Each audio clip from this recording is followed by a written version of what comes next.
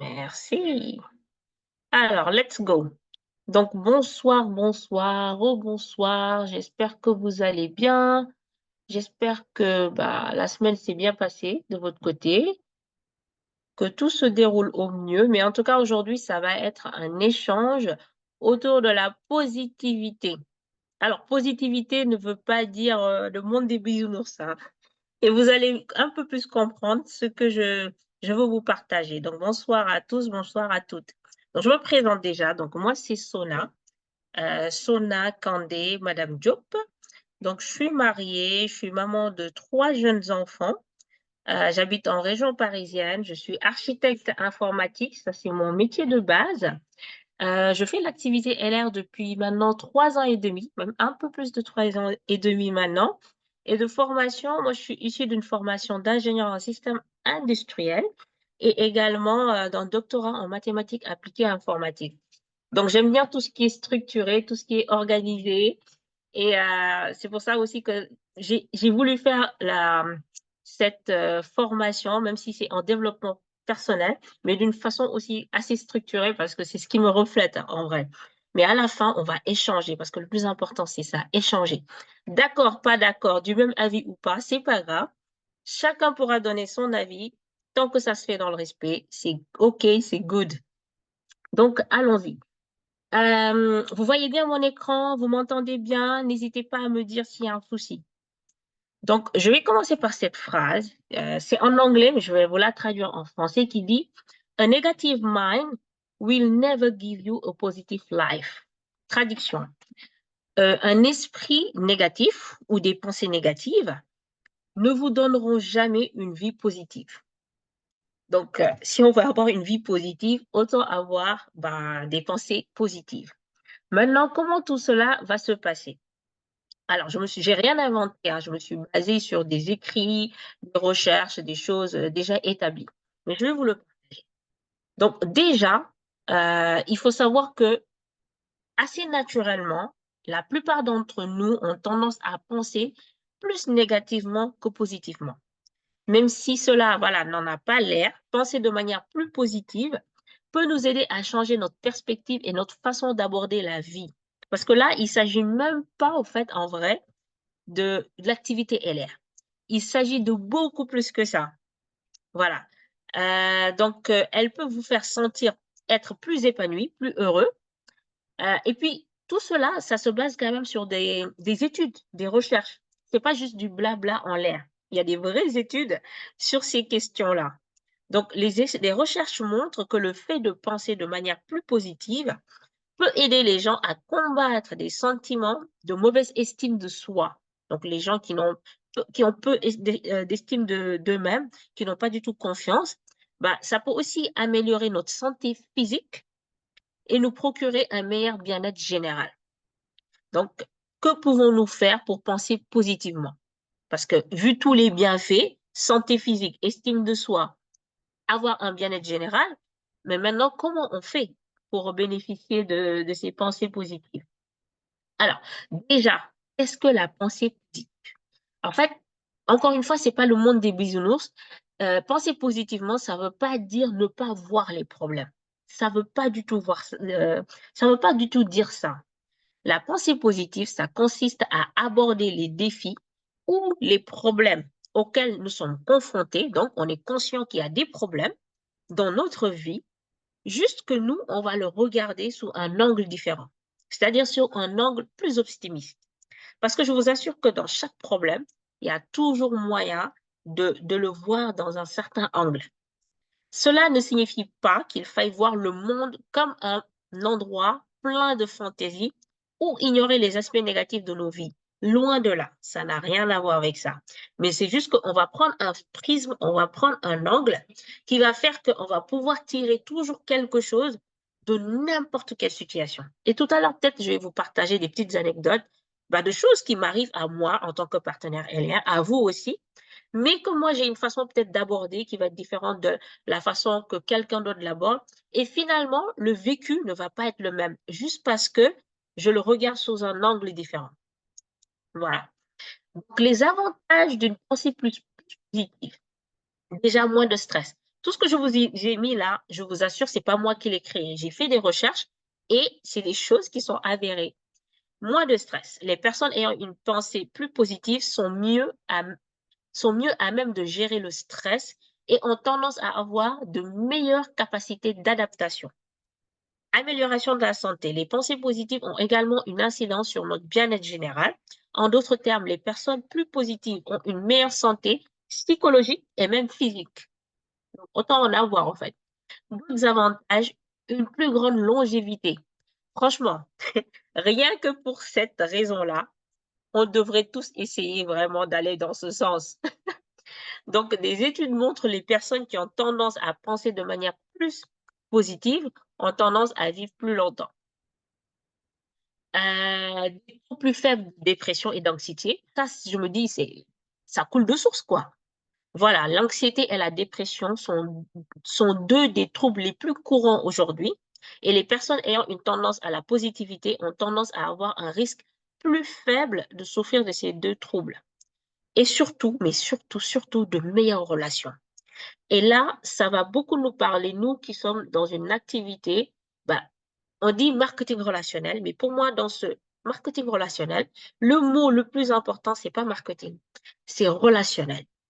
Et franchement, si on arrive à avoir de meilleures relations, que ce soit avec nos partenaires, nos prospects, nos clients ou qui que ce soit, ah bah, forcément, il y a des choses qui vont se débloquer. Donc, une pensée positive signifie également de meilleures relations avec les autres. Voilà. Comment maintenant avoir des pensées plus positives? Parce qu'au quotidien, on est confronté à des difficultés. Que ce soit moi, que ce soit quelqu'un d'autre, on a tous ou toutes déjà nos contraintes dans nos vies personnelles, mais aussi des difficultés auxquelles il faut faire face au quotidien. Déjà, souriez davantage. C'est un peu con à dire, désolé, mais juste le sourire, parfois, je vous assure, ça peut débloquer des choses. Moi, même quand je suis au téléphone, je vous assure, encore aujourd'hui, j'ai appelé LR France pour 5 problèmes que j'avais à régler. 5. Certains, c'était des problèmes pour moi, mais d'autres, c'était pour des partenaires. 5 problèmes. Mais je l'ai fait avec une telle décontraction. J'étais au téléphone avec une dame. La dame, elle devait être, je pense, très fatiguée parce qu'il y a beaucoup de partenaires qui appellent en ce moment parce qu'il y a pas mal de soucis. Mais la conversation était tellement agréable qu'elle a pris le temps, vraiment, pour chaque point que je lui exposais, elle a pris le temps de m'expliquer le pourquoi du comment je pourrais faire pour que ça se passe mieux, comment je... Franchement, elle a été tellement agréable, alors que j'imagine que vraiment qu'elle passe pas toujours de bonnes journées avec nos appels. On leur tombe dessus. C'est pas eux qui prennent les décisions, mais nous, on n'a que eux au téléphone, donc on leur tombe pas mal dessus. Et rien qu'en le faisant d'une certaine manière, bah, elle arrive à me proposer des solutions. Et avant de raccrocher, je pense que sur les 5 problèmes, j'avais 4 qui étaient déjà résolus. J'avais un en suspens, elle ne pouvait pas me le régler elle, mais elle m'a proposé un truc à faire pour pouvoir le résoudre. Rien que ça. Donc voilà. Euh, quoi dire d'autre? Donc, selon les recherches, les personnes qui sourient plus souvent ont tendance à se sentir plus positives et celles qui gardent une expression neutre.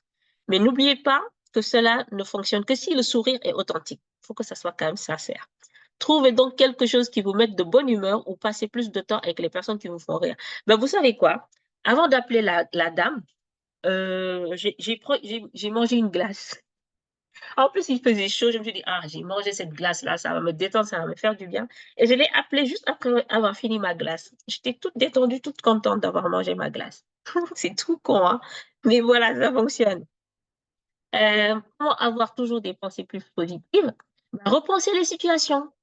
Lorsqu'il vous arrive quelque chose de mal ou qui échappe à votre contrôle, essayez d'y voir une occasion de grandir au lieu de vous concentrer sur les négatifs. Exemple concret. Je discute chaque semaine hein, avec pas mal de mes partenaires et il y en a qui me disent beaucoup, moi j'ai plein de gens qui me posent des questions à chaque fois que je publie, que je montre les produits, ils viennent me poser mille et une questions, mais après ils n'achètent pas. Ça me gonfle, ça m'énerve, ils me font... Voilà, ça nous énerve un peu tous, hein, on est d'accord. Moi j'aurais préféré que chaque personne qui me prend quand même un peu de temps achète quelque chose ou rejoigne l'équipe ou en tout cas que ça donne quelque chose. Mais c'est pas le cas. Voilà, je sais que 100% des gens qui vont me contacter ne vont pas sauter le pas dans un sens ou dans un autre. Maintenant, comment je fais pour positiviser tout ça? En fait, moi, j'ai une approche assez simple. Déjà, je me dis, si les gens réagissent à mes publications, c'est que déjà, première chose très positive, c'est que mes publications sont efficaces. Parce que si mes publications ne les touchaient pas, ils n'allaient pas venir me poser des questions. Déjà, moi, ça, c'est positif pour moi. Maintenant, autre chose que je me dis, c'est que, OK, cette fois-ci, cette personne n'a rien acheté, elle n'est pas allée plus loin, c'est pas grave. Peut-être que, voilà, moi, c'est toujours sérieusement ce que je me dis. Je connais pas sa vie, je connais pas ses contraintes, peut-être qu'elle a un problème de budget, ou peut-être parfois même, il voulait juste me faire perdre du temps. Peu importe. Mais je sais que cette fois-ci, c'est pas le bon, mais peut-être que la prochaine fois, ce sera le bon. Et je me dis juste au pire du pire, si cette personne ne m'achète rien, moi, je suis sûre qu'un jour, elle va me ramener quelqu'un. Parce que ça m'est arrivé tellement de fois, de gens qui me posent mille et une questions, je passe du temps. Ils ne prennent rien, nada, 15 parfois pendant un an, et d'un coup, me ramènent des personnes comme ça. Parce qu'au fur et à mesure qu'ils me suivent, en fait, ils prennent confiance. Bon, peut-être qu'eux, ils ont des problèmes d'argent, je ne sais pas. Ou peut-être qu'ils ne veulent juste pas dépenser leur argent pour ça. Peu importe. Mais ils me ramènent d'autres personnes derrière. Mais c'est parce que justement, à chaque fois qu'elles me demandent, je prends la peine de leur répondre de la meilleure des manières, comme si ils étaient prêts à acheter sur le champ. Et je pense qu'à force de faire ça, eux aussi, ils sentent en fait cette énergie, ils sentent cette attitude en fait, respectueuse et tout. Et à un moment donné, ils doivent se dire, faut que moi aussi je contribue, même si je lui donne pas mon argent. Je pense que ça fait un peu son petit bonhomme de chemin dans la tête. En tout cas, moi, c'est ce que je crois. Donc voilà. Et un journal de gratitude, ça aussi, ça peut aider. Bon, il y en a qui sont très écriture, d'autres ne le sont pas. Mais franchement, ça peut le faire aussi. Donc, essayez de passer au moins 10 minutes par jour ou par semaine à noter les choses dont vous pouvez être reconnaissant dans votre journée. Et je vous assure qu'il y a beaucoup de choses dont on peut être reconnaissant. Rien que le fait de se lever le matin, d'ouvrir les yeux, de pouvoir quitter son lit de son propre gré, de pouvoir prendre une nourriture, le mettre dans sa bouche et de respirer, si on y pense bien, c'est d'une gratitude inouïe. Combien d'êtres humains dans le monde ne se sont pas réveillés ce même jour? Combien d'êtres humains dans ce monde se sont réveillés mais sans pouvoir même relever la main parce que leur corps ne veut pas? Combien d'êtres humains se sont levés mais n'ont pas eu quelque chose à mettre dans leur ventre? Très franchement, bon, ça va peut-être être pour certains un peu exagéré, mais pour moi, les plaisirs simples de la vie vont faire aussi que vous allez relativiser et vous allez être dans la gratitude permanente. Très franchement. Moi, en tout cas, c'est comme ça que je vis un peu mes journées. Parfois, il y a des choses qui me prennent la tête, hein. Parfois, j'ai envie de même de casser le mur. Mais à un moment donné, je me dis, bon, allez, on relativise. T'as quand même pu faire ça, t'as quand même, non, non. Ok, bon, bah, c'est pas si grave, même si ça n'a pas fonctionné aujourd'hui, cette semaine, bah, ça fonctionnera après. Voilà. Donc, cela vous aidera à prêter davantage attention aux bonnes choses de votre vie, parce que je vous assure que il y a énormément de bonnes choses dans votre vie. Seulement, l'être humain a tendance à faire quelque chose. Je vais vous montrer une image et vous allez, hop, j'ai enlevé la caméra. Je vais vous montrer une image. Vous allez très vite comprendre cette image-là. Là, hop, si je vous dis, qu'est-ce qu'il y a là, sur cette image-là? Je ne sais pas si vous voyez ma caméra. Je vais vérifier.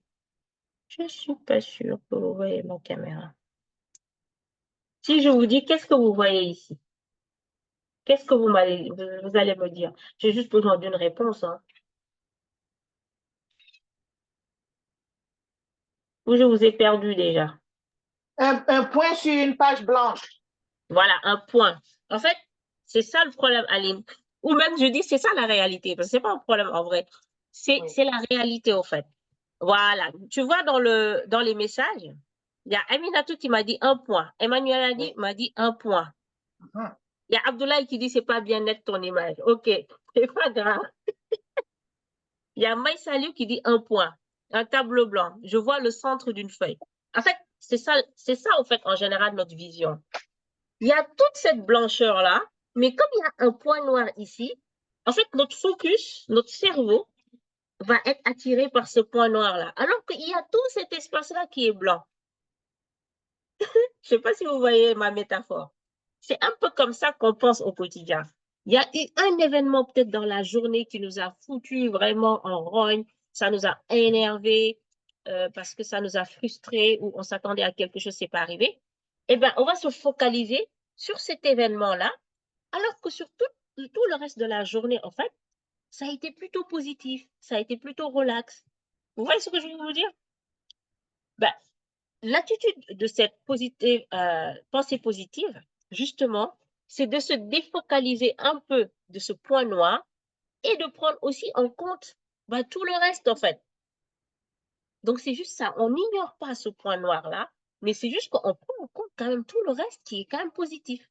Donc, c'est juste cette image-là que je voulais vous montrer.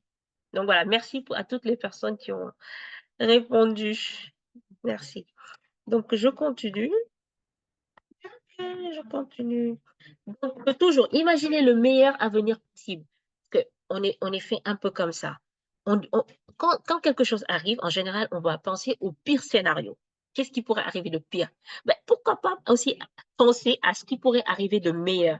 Parce que le meilleur aussi peut arriver en vrai. Donc, réfléchissez en détail à ce que pourrait être la vision la plus brillante de votre avenir, que ce soit dans votre carrière, vos relations ou votre santé. Des études ont montré que les personnes qui imaginaient leur vie en bonne santé avaient tendance à être plus heureuses dans le présent. Voilà. C'est une histoire de projection aussi. Et comme on dit aussi, il y a les ondes qui s'attirent, hein. Si vous pensez complètement désespéré, vous risquez d'attirer le désespoir, hein. Je dis ça, je dis rien. Dernier point, concentrez-vous sur vos points forts, parce qu'on en a tous des points forts. Je ne vois pas un être humain sur Terre qui n'a pas de points forts. On en a tous. Donc, en essayant de prendre conscience de vos points forts, vous vous sentirez plus utile et plus épanoui dans votre vie au quotidien. Tout simplement. On a tous des défauts. On a tous des points d'amélioration. Moi, la première. Mais ce qui est sûr, c'est que j'ai aussi des points forts. Voilà. Euh, je vais finir par ça. C'est une formation très courte parce que je veux qu'on échange plus. Donc, la conclusion, ça va être une page de ce petit livret que m'a offert Marley. Elle me l'a prêté. Elle me l'a prêté, je vais lui rendre. Marley m'a prêté ce petit livret que j'ai adoré. Ça s'appelle, là, j'ai pris des photos parce que, bon, la caméra n'est pas fameuse, mais vous pouvez voir ici. Ça s'appelle Le petit livre du lâcher-prise. J'essaie de vous le petit livre du lâcher-prise. Voici l'image. Donc, je vais vous lire une page que j'ai adorée. J'ai adoré. C'est une histoire, hein, c'est une petite histoire, une jolie métaphore sur les pensées négatives. Un petit garçon qui se pose beaucoup de questions va demander à son grand-père, qui est le sage du village, de lui expliquer ce qu'est l'homme, l'homme avec grand H. Le grand-père lui explique que l'homme a deux parties en lui, un loup blanc et un loup noir. Le loup blanc représente la partie positive de l'homme. Il est accueillant, joyeux, solidaire, fraternel, pacifique, lucide. Il protège les siens et soutient les autres. Il est aussi attentif, généreux et confiant. Le loup noir, quant à lui, représente la partie plus négative, sombre, manipulateur, envieux, colérique, hargneux et menaçant, qui hurle la nuit, se cache, se bat avec les uns et dévore les autres, terrifie, domine par la peur et tue. Tu vois, explique-t-il, l'homme contient ces deux loups en lui. Chacun de nous abrite en lui un loup noir et un loup blanc, qui ne cessent de s'affronter.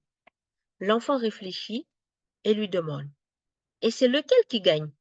Vous connaissez les enfants qui demandent au grand-père lequel qui gagne entre le loup blanc et le loup noir. Alors le vieux lui répond doucement, celui qui gagne, c'est celui que tu nourris. Vous voyez pourquoi j'ai appelé cette formation nourrir. En fait, celui qui gagne en nous, c'est celui qu'on va nourrir. Donc, la question, c'est, et vous, quelle partie avez-vous envie de nourrir? Parce qu'en vrai, c'est ça qui va faire que la négativité va prendre plus de place ou la positivité va prendre plus de place. C'est quelque chose, en fait, qu'il faut nourrir au quotidien. Donc, voilà, c'était tout pour moi. C'était un petit partage de mes lectures, de mes réflexions, de ma façon de voir les choses. Encore une fois, on peut être d'accord ou pas, mais voilà, l'essentiel, c'est d'échanger. Merci pour votre écoute. Je vais arrêter l'enregistrement. Comme ça, bah, tout ce que vous direz ne sera pas retenu contre vous parce qu'il n'y aura pas de preuves. Donc, allez-y.